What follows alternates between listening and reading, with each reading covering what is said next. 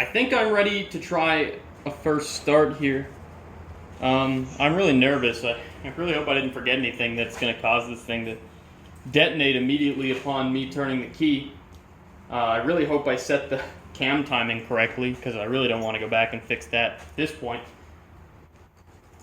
But let's see what's going to happen here. Right now the timing is pretty vague and there's very old gas in the tank, so I'm not sure how much success we're going to see, but both of those should at least be able to get the car started. I'm not sure how well it's going to run, but I can't stall anymore. I have to actually try and start the car now.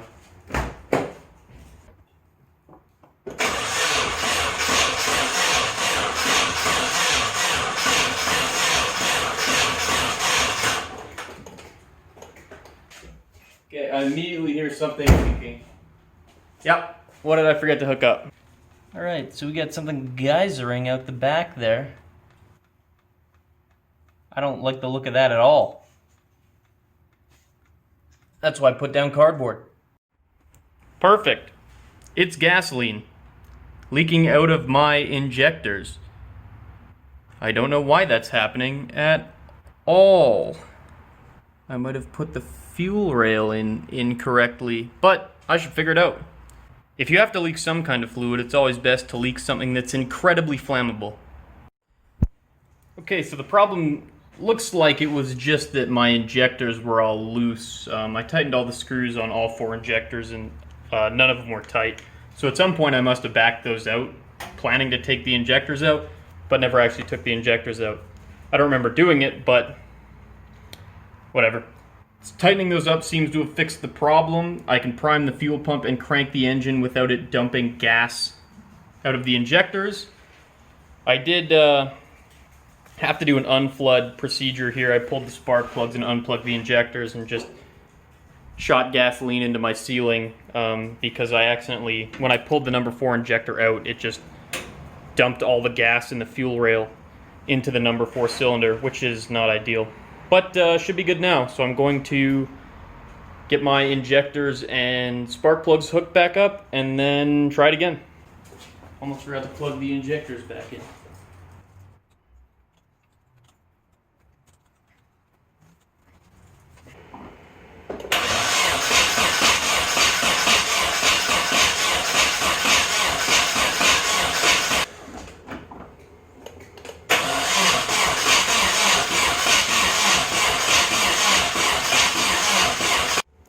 Right, I gave it a bit of timing. Let's see if that does anything.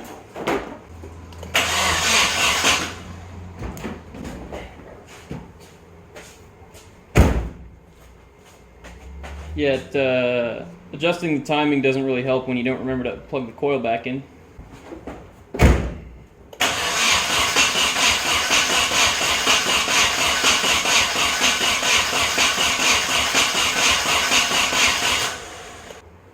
It doesn't even want it. I gotta check if I'm getting spark.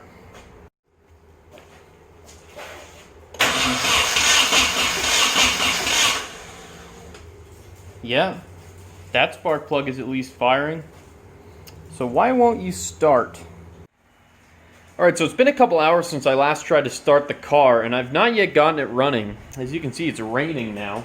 But I ran into a weird issue, where basically I pulled the spark plugs out, and I was just gonna crank the engine over, just to shoot any fuel out of the cylinders, and then this happened. Go to start the car, clicks once, and the whole car dies. And the only way to get the power back is to jiggle the positive battery terminal around, and then you try and start it again, and it does the exact same thing. So after quite a bit of troubleshooting and a bit of help from a local Facebook group, I eventually figured out the solution. I took this big 1-gauge wire I had laying around, and I vice gripped it to my positive battery terminal, and then I just stuck it on my fuse block in a very safe manner, like that.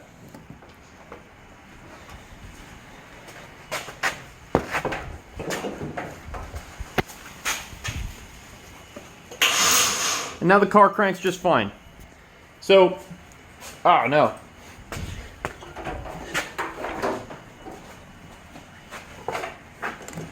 So basically what that tells us is that this cable here that the previous owner used for battery relocation is bad, I guess.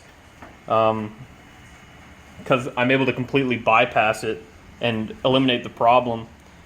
It's not really a huge deal, because like I said, I've already got this huge length of 1-gauge wire.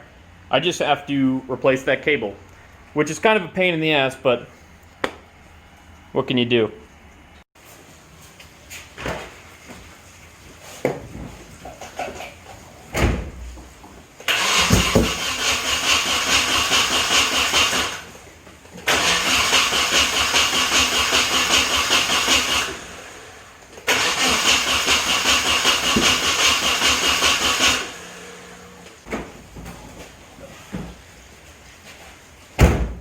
It doesn't even want it. Okay, I don't know how many attempts this has been. I just advanced the timing a little bit, so maybe that'll help.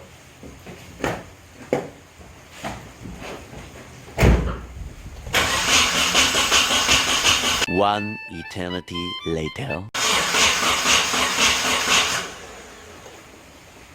With the timing advanced a little bit, it sounded like it wanted it just a little more, but it still didn't catch. And it's getting kind of late on a Sunday night, and I really don't want to piss off all my neighbors too bad.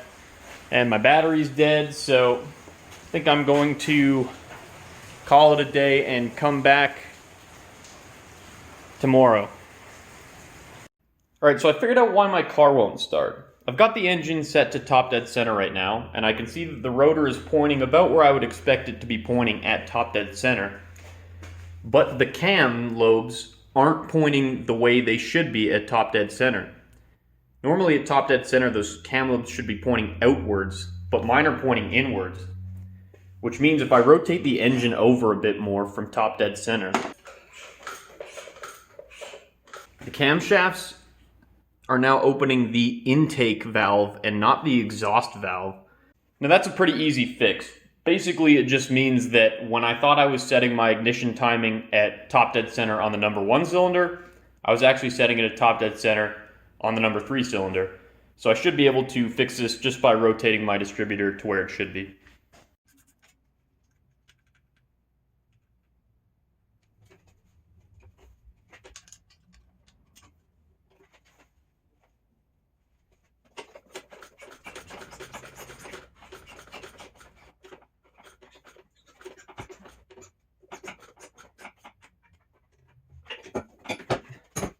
There we go. That is timing that is somewhat correct. I can see that my rotor is pointing to the number 1 cylinder. I can see that I'm on top dead center, and I can see that my cam lobes are pointing the correct way. I really only eyeballed the timing, so I can't guarantee that it's going to start first try. I'll probably need to time it with the timing light, but I'll get it put back together here, and we'll see what happens.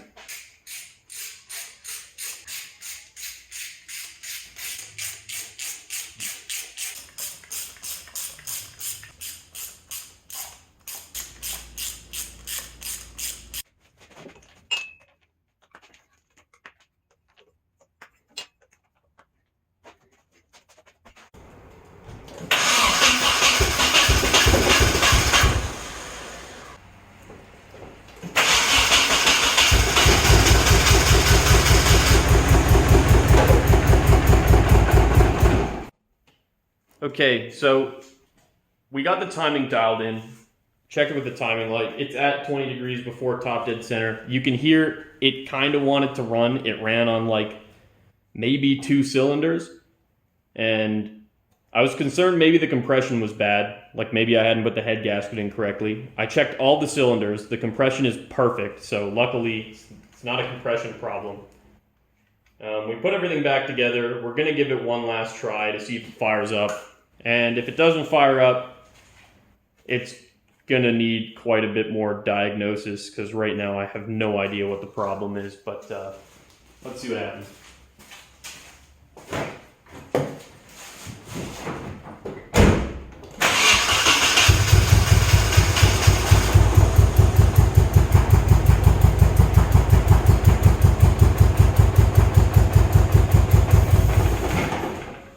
Have you checked every single spark plug wire or just No, let's check every spark plug wire. That's a good idea. if the timing light is flashing, we know we have spark. Yeah. We don't know we have spark, but we at least know that it's sending the signal to the plug. Yeah. Okay. Alright, hit it. That's exactly how I broke my last timing light. I think we're good. Sorry. We're not good. We said it right. That's not your fault. Fix that. Yeah, that's fixable. God damn it. Why do I break every timing light this way? Timing lights suck. It's because this car's got a fucking fan on it, like it's Yeah, it's a really from big fan. 1965. Doesn't have a shroud or anything. Oh, it's only got a radiator fan, the fan off the engine. Oh, that's so weird. Yeah, that is old. Oh, we got an electrical. Take that wire back together, no problem. It's not one of my tools unless the cable has been electrical taken back together. That's a fact. Okay, that one works. And we didn't break the timing light. Which is dope. Give it. That one works. Should I just let it go? It sounds like it wants to start. It's still just gonna probably be on 2 cylinders or whatever regard. I couldn't get it to actually stay running unless I had the gas all the way down. Interesting, okay. It hit it. Yeah, that one works. I want to see if it starts with the gas after this. On this one, I want to see if it starts with the gas. Okay. So maybe it's...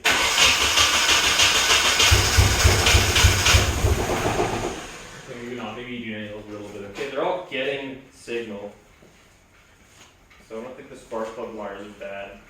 I'm pretty sure it's only running on 3 cylinders. And I suspect it's because I've got a bad fuel injector. Either one that's clogged, maybe stuck open. I don't know yet. So what I did was I pulled my fuel rail out and I put some paper towel underneath it.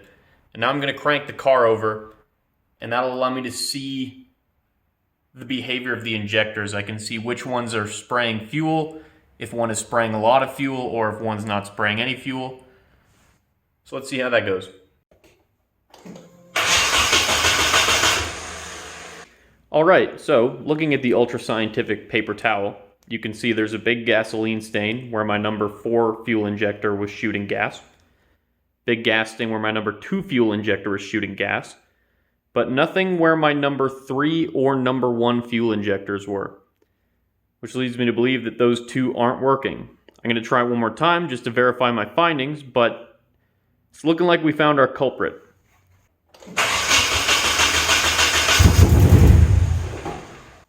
Okay, so I actually got it wrong the first time. I must have flipped the paper towel around. It's number 1 and number 3 that are firing.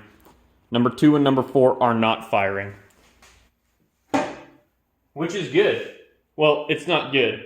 I wish they were firing, but it's good that I figured out that those aren't firing, because that's definitely my problem. So while I thought the car was only firing on 3 cylinders, it turns out it actually was only firing on 2 cylinders, so I think if that's the case, I'm pretty impressed that I even got the thing to start at all.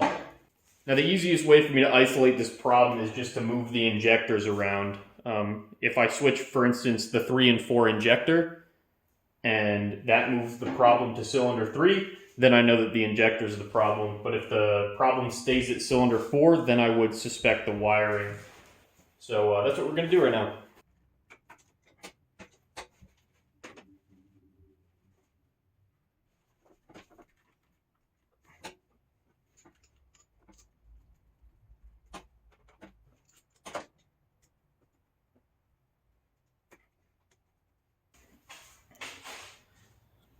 Alright, so I switched around injectors 3 and 4. So if the injector is bad, that means this time we're going to see the number 4 fuel injector fire and the number 3 won't fire.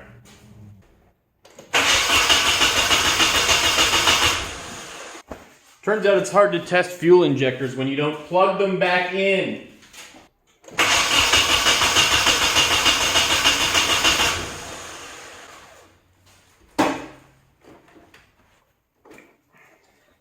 Okay. So, as you can see here, cylinder 1, big stain, cylinder 2, small stain, and cylinder 4, big stain. Cylinder 3 had nothing. which is telling me that the injector that is currently in cylinder 3 is bad. Now, this cylinder 2 injector stain being a lot smaller than the other two. Earlier, when I was testing, I was getting nothing on cylinder 2. Now I'm getting some stuff, which tells me that maybe cylinder 2 is a little clogged and is freeing up. But I'm going to assume that whatever problem I'm having with cylinder 2 is the same as the problem I'm having with cylinder 3. So the next step is to get those two bad fuel injectors out of there and start testing them, figure out what's wrong with them. Maybe they're clogged, maybe the relay is pooched. I don't know yet. I really think clogging is the most likely, given that these fuel injectors worked perfectly fine when I blew my head gasket, and then I let the car sit for almost a year, so bad gas clogging up the fuel injector seems like an incredibly plausible scenario. Alright, so it's a couple days later, and I didn't have much luck cleaning my injectors myself. I had a couple injectors stuck closed, and then I tried to clean them, and I had a couple injectors stuck open, so I ended up just taking them to a professional. He cleaned them, flow tested them, said everything should be good now.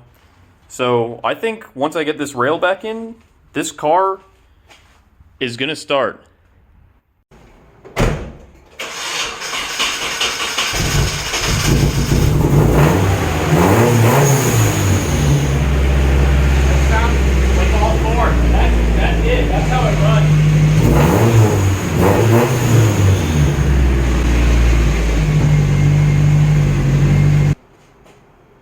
Alright, so that was like as good as this car's ever run. Now, we're gonna drop it down and see if we can take it for a quick test drive here. You're gonna be dead.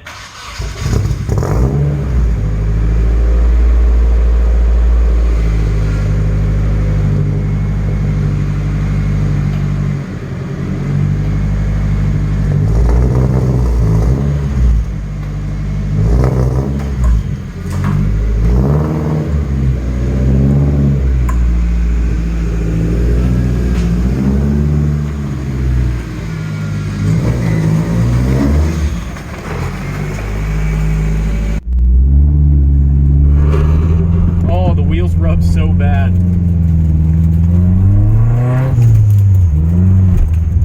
It drives exactly as shitty as I remember, which is exactly what I was going for. Oh yeah. It sounds really good. Shop vac intake still works, it's not dying.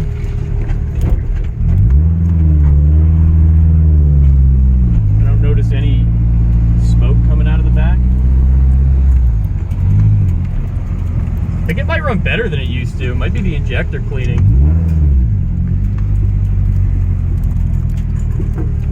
I definitely need... Oh, jeez. Oh, that's painful. Brand new tires.